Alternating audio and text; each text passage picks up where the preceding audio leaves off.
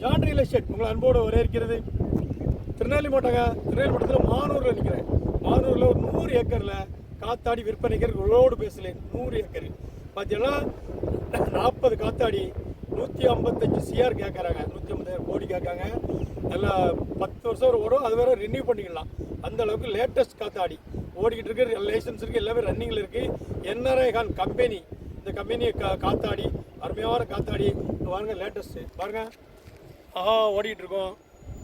100 ஏக்கரில் அமைஞ்சிருக்கு. 40 காத்தாடி இருக்குங்க. பார்த்தீங்கன்னா 155 CR கேட்குறாங்க கோடி.